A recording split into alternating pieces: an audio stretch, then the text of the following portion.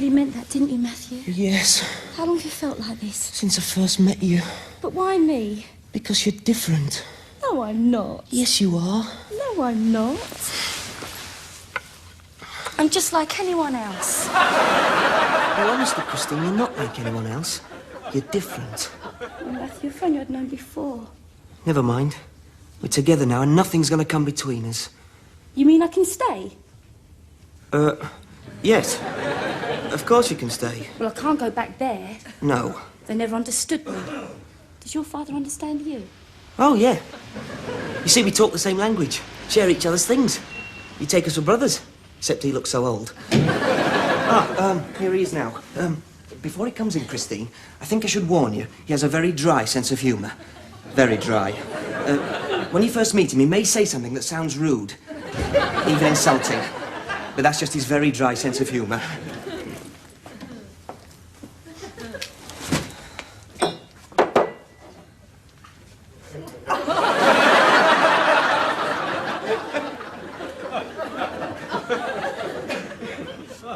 Hello, Dad. I didn't know the circus was in town. See what I mean, Christine? Dry. Dad, this is Christine. Matthew, do you mind if I have a word with you?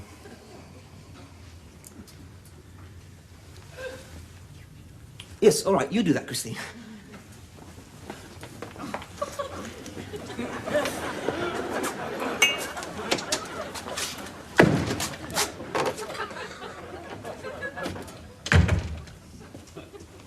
What's that doing here?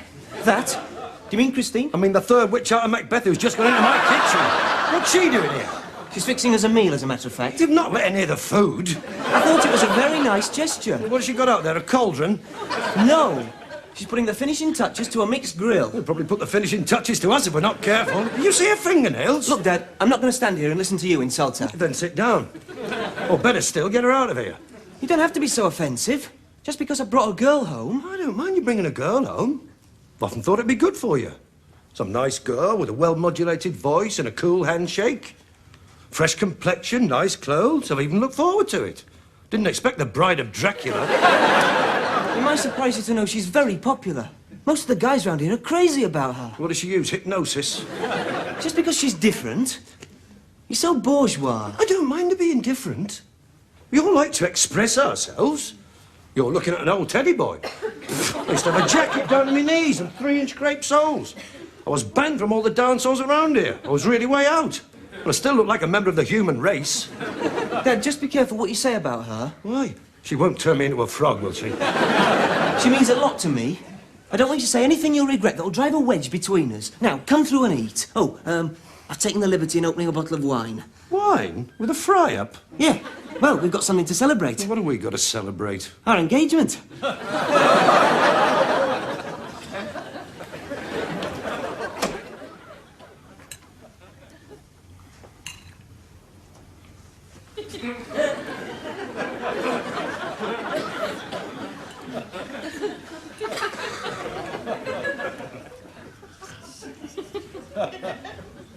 Christine wants to know if there's anything wrong with the sausages.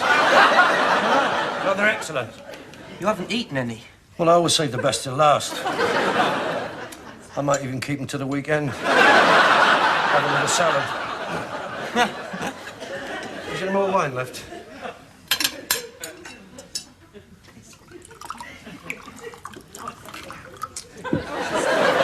Yes, I'll ask in a minute, Christine. Why don't you go and sit in the lounge? You look tired. We'll wash up. We'll what?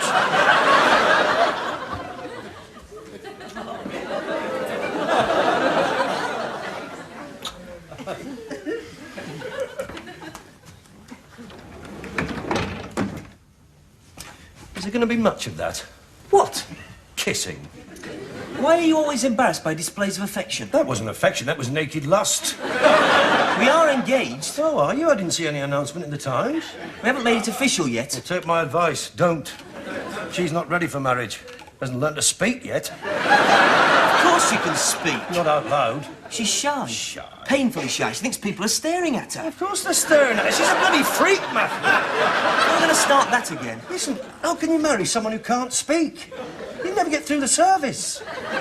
You can't say she will. It's not legal. Or are you going to use a ventriloquist? I'll build up a confidence. You can't change people, Matthew. I know, I've tried. So don't do something you'll regret all your life. Look ahead. You want a wife who's going to help you in your career. You may want to bring the boss home for dinner one night. Well, what's he going to think when he sees Coco the clown pouring out the wine? I'm not listening to any more of this. All right, wait a minute. I'm sorry. I won't say another word against it. I am merely trying to point out the dangers. You're not ready for marriage either. I know you don't want me to get married, and I understand. You've got used to me being around. But I won't leave you on your own. You won't be losing me. I'm not worried about losing you. I'm worried about gaining her. There you go again. I'm merely trying to wake you up to reality. You haven't thought about this. What does a father do? I don't know. Well, has he got any money? Money? I don't know. Does it matter? Of course it matters. Someone's got to pay for the reception. It's not going to be me. Well, money's important. Don't make the mistake I made. Didn't Grandad have any money? Well, if he did, I never saw any of it. When I asked him for permission to marry your mother, do you know what he said? He said, all right, you can have her, but she comes as she is. You're on your own now. You'll get nothing from me. Did he mean it? No, not really. 10 years after he said that, he gave me his burnt-out power drill. At least he didn't stand in your way. Stand in my way. Couldn't wait to get rid of her. He was on an economy drive at the time. He just had the dog put down and she was next. He didn't even want to pay for the wedding. He used to leave his letter outside in the hope we'd elope. At least you're married for love. Yes, I'm married for love, and where did he get me? Well, I love her. Well, you love banana milkshakes, but you don't want them for the rest of your life. It won't last. It will. You'll see. You'll like her once you get to know her. Well, how am I going to get to know her? I've asked her to stay. What? Just for a couple of days. She can't stay here. Why not? Because the spare room's full of apples. We've broken the camp bed. Well, that doesn't matter. She can use my room. Your room? Hmm. She can't go home. She's had this row with her parents and I said she could stay. Your room? I thought you'd understand. Understand? Oh, I understand, all right. And if you think I'm going to be a party to that, you're very much mistaken. Party to what? Just because your voice is broken and you're shaving every day, don't think you can play that game. What game? And while she's sleeping in your bed, where are you going to sleep? On top of the wardrobe? No. With you. You've got a double bed. You didn't think I was suggesting that... No, of course not. My bed? Oh, won't be the first time we've shared a bed. Remember when I used to creep in the mornings and snuggle up? Yeah. Yeah, I remember. Where are you going? I'm going to move those apples.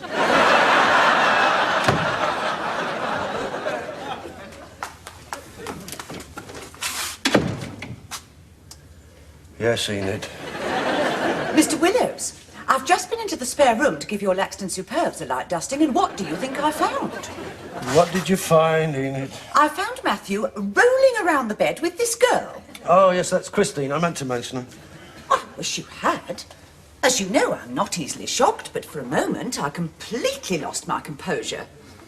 I dropped the rosewater jug, I'm afraid. Oh, no. It's not my fault.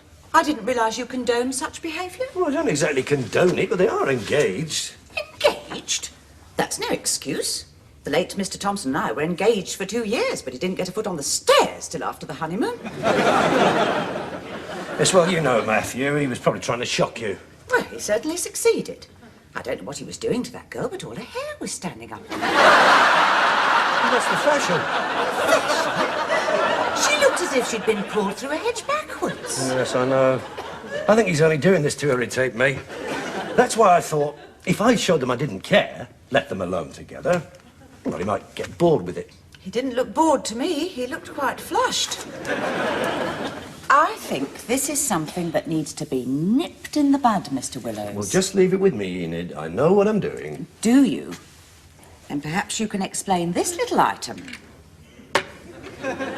Where'd you find it? In Matthew's room. Have you any idea what it is? Looks like some sort of game. Ah, yes, I see. You've got to get this little ball into that plastic tube. There's a mirror here. Not sure what that's for. And here are the two symbols, plus and minus. That probably shows whether you've won or lost. Certainly does. Is it a game of chance? You could say that. I've seen one of those before. When? When my sister's girl had her little bit of trouble. What trouble? She was pregnant. What? That's what this is for. It's a pregnancy test.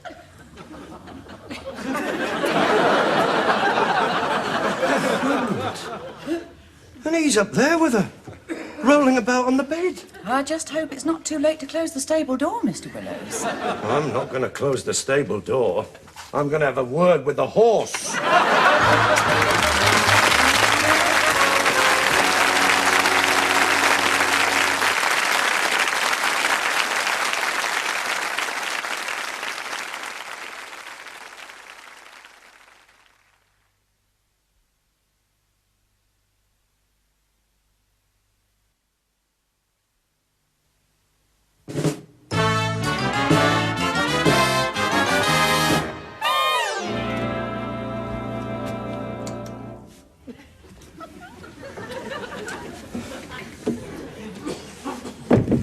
Where's Christine?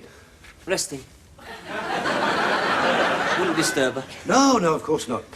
She seems to tire very easily. She's not very strong. I suppose she's all right. What? I mean, she's not been sick or anything. No, she's fine. Oh, good.